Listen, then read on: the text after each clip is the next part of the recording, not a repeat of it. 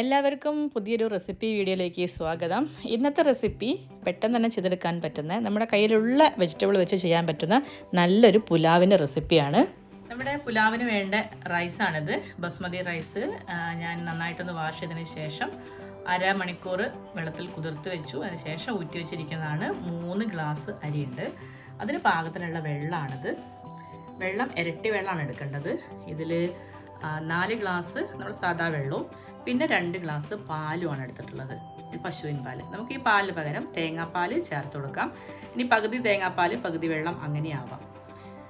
ഇത് ഏലക്ക ഉണ്ട്, ഗ്രാമ്പു, പട്ട, പിന്നെ ചെറിയ തക്കോലും ബേ ലീഫും, പിന്നെ അണ്ടിപ്പരിപ്പ്, മുന്തിരി ഉണ്ട്. കുറച്ച് വെജിറ്റബിൾസ് എടുത്തിട്ടുണ്ട്. അതിൽ ഉരുളക്കിഴങ്ങ് ചെറിയ പീസായിട്ട് കട്ട് ചെയ്യുക, ചെറിയ കഷ്ണങ്ങളാക്കി കട്ട് ചെയ്താൽ മതി. ഞാൻ വെള്ളത്തിലിട്ട് വെച്ചിരിക്കുകയാണ്. പിന്നെ കോണുണ്ട്, അതുണ്ടെങ്കിൽ മാത്രം എടുത്താൽ മതി. ചോളം, പിന്നെ ഗ്രീൻ പീസ് ഫ്രോസൺ ഉപയോഗിക്കാം. ഇത് നമ്മുടെ ഡ്രൈ ആയിട്ടുള്ള ഗ്രീൻ പീസ് ഞാൻ വെള്ളത്തിൽ കുതിർത്ത് എടുത്തതാണ്.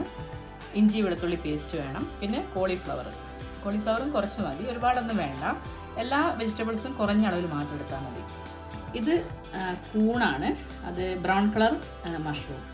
പിന്നെ സവാളയുണ്ട്, നീളത്തിൽ എരിഞ്ഞതാണ്. ഒരു പച്ചമുളക്, ഇത് എരിവില്ലാത്തതുകൊണ്ട് ഞാൻ 2 എടുത്തിട്ടുണ്ട്. പിന്നെ ക്യാരറ്റും ചെറിയ ക്യൂബ്സ് ആയിട്ട് കട്ട് ചെയ്യാം. അപ്പോൾ ഇത്രയും വെജിറ്റബിളാണ് വേണ്ടത്. പിന്നെ ബീൻസ് ഉണ്ടെങ്കിൽ അതുകൊണ്ട് ചേർത്ത് കൊടുക്കാം. ഇഷ്ടമുള്ള വെജിറ്റബിൾ, ഇത് എല്ലാം വേണമെന്നില്ല. നമുക്ക് ക്യാരറ്റും ബീൻസോ ഉരുളക്കിഴങ്ങ് മാത്രം വെച്ച് ചെയ്യാൻ പറ്റും. കോളിഫ്ലവറും മഷ്റൂമും അതെല്ലാം ഉണ്ടെങ്കിൽ മാത്രം ചേർത്ത് കൊടുക്കുക. നമ്മുടെ പാൻ ചൂടായി. നമുക്ക് 1 സ്പൂൺ നെയ്യ് ഒഴിച്ച് കൊടുത്തിട്ടുണ്ട്. അല്പം ഓയിലും, 2 ടേബിൾ സ്പൂൺ ഓയിൽ. നമുക്ക് ഇതിലേക്ക് എടുത്ത് വെച്ചിട്ടുള്ള പട്ട, ഗ്രാമ്പു, ഏലക്ക എല്ലാം ഇട്ട് കൊടുക്കാം.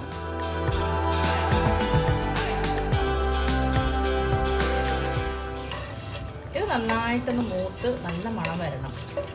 അതിനുശേഷം നമ്മൾ ബാക്കിയുള്ള സാധനങ്ങളൊക്കെ ഇടാൻ പാടുള്ളൂ. നല്ല മണമാണ് വരുന്നത്. നമുക്കിതിനകത്തേക്ക് അണ്ടിപ്പരിപ്പ്, മുന്തിരി ഇട്ട് കൊടുക്കാം.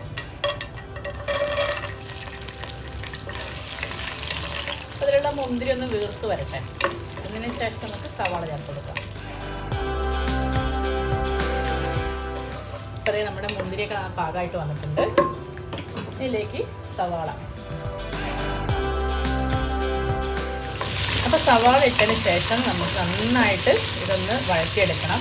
ഒരു ഇളം ബ്രൗണർ ആവണം സവാള. ആ ഒരു പാകത്തിന്.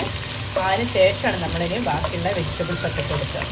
അപ്പോൾ അതേ നമ്മുടെ സവാള എല്ലാം നന്നായിട്ട് മൂത്തിട്ടുണ്ട്. അത് കൊടുക്കേണ്ടത് ഇഞ്ചി വെളുത്തുള്ളി പേസ്റ്റാണ്. ഇത് നമ്മുടെ ഇഞ്ചി വെളുത്തുള്ളി പേസ്റ്റ് നല്ല മൂത്ത മണം വരുന്നുണ്ട്. കോളിഫ്ലവർ, പച്ചമുളക്, മഷ്റൂം, ക്യാരറ്റ്, ഉരുളക്കിഴങ്ങ്, ഗ്രീൻ പീസും കോണും. അല്പം ഉപ്പ് ചേർത്ത് കൊടുക്കുക. നന്നായിട്ടൊന്ന് വഴറ്റുക. ഇപ്പോൾ വെജിറ്റബിൾ ഇട്ടതിന് ശേഷം നമ്മൾ ഹൈ ഫ്ലെയിമിൽ വെച്ചിട്ട് വേണം വഴറ്റാൻ. ഒരു 2-3 മിനിറ്റ് ഒന്ന് വഴറ്റിയെടുക്കണം. നമ്മൾ നേരത്തെ പറയാൻ വിട്ടുപോയിട്ടുള്ള ഒരു ഐറ്റം ഉണ്ട്. അത് പുതിനയിലയാണ്. ഒരു 4-5 ഇല പുതിനയില, പിന്നെ കുറച്ച് മല്ലിയില, വളരെ കുറഞ്ഞ അളവിൽ, ഒരു സ്പൂണൊക്കെ ഉണ്ടാവുള്ളൂ.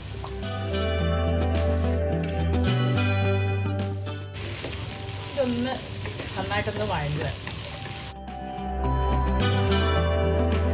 നമ്മുടെ വെജിറ്റബിൾസ് നന്നായിട്ടൊന്ന് വാട്ടിക്കോ. നന്നായിട്ട് വാട്ടി ഒരു 2 മിനിറ്റോളം ആയി അങ്ങനെ വാട്ടിക്കൊണ്ടിരിക്കുന്നത്. നല്ല ഹൈ ഫ്ലെയിമിൽ കേട്ടോ. ഇനി ഇതിലേക്ക് നമുക്ക് അരി ഇട്ട് കൊടുക്കാം. ഇനി അരി ചേർത്ത് നന്നായിട്ടൊന്ന് ഇതുപോലെ 2-3 മിനിറ്റ് ഒന്ന് വഴറ്റിയെടുക്കാം.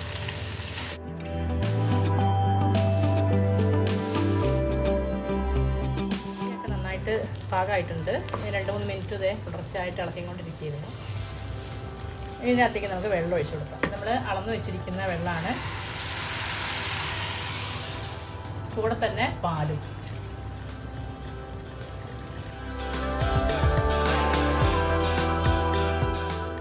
നമുക്കിനി ഇതിനകത്തേക്ക് ഉപ്പ് ഇട്ട് കൊടുക്കാം.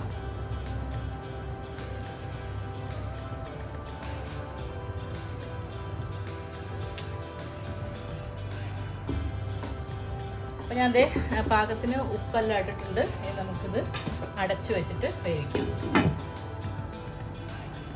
നമുക്കിത് ഇടയ്ക്കൊന്ന് ഇളക്കി കൊടുക്കണേ. തുറന്ന് നോക്കാം. ഒരു 5 മിനിറ്റ് ആയിട്ടുണ്ട്.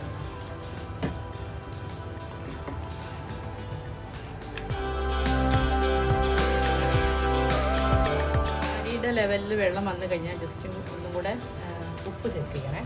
അടച്ചു നമുക്കൊന്ന് തുറന്ന് നോക്കാം. ചോറിലെ വെള്ളമെല്ലാം വറ്റിയിട്ടുണ്ട്. നമ്മുടെ റൈസും പാകമായിട്ടുണ്ട്.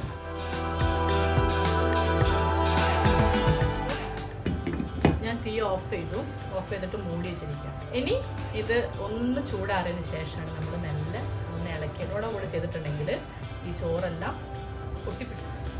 തണുത്തതിന് ശേഷം, ഒരുപാട് തണുക്കല്ല, ഒന്ന് ചൂടാറിയതിന് ശേഷം മാത്രം നമ്മളൊന്ന് മിക്സ് ചെയ്തെടുക്കുക. അപ്പം ഞാൻ പറഞ്ഞത് തണുത്തതിന് ശേഷം നന്നായിട്ടൊന്നിങ്ങനെ ഇളക്കിയെടുക്കണം. അതേപോലെ നന്നായിട്ടൊന്ന് ഇളക്കിയെടുക്കണം. നമ്മുടെ ചോറ് ഇതാ കണ്ടില്ലേ, നന്നായിട്ട് പാകത്തിന് വെന്ത് പിടിക്കാത്ത രീതിയിൽ ഈ ഒരു പാകത്തിന് കിട്ടിയിട്ടുണ്ട്. നമുക്കത് സെർവ് ചെയ്യാം. ഈ ഒരു റൈസിൻ്റെ കൂടെ നമുക്ക് വെജിറ്റബിൾ ആയിട്ടുള്ള എല്ലാ കറികളും, അതുപോലെ നോൺ വെജ് ചിക്കനും മട്ടനും എല്ലാം ചേർത്ത് കഴിക്കാൻ പറ്റും. പിന്നെ അതൊന്നുമില്ലാതെ നമുക്ക് തൈര് സാലഡിൽ അത് മാത്രം വെച്ചിട്ട് കഴിക്കാം. എല്ലാ രുചിയാണ്. ചമ്മന്തി കൂട്ടി കഴിക്കാം. എല്ലാവരും ഒന്ന് ട്രൈ ചെയ്ത് നോക്കുക.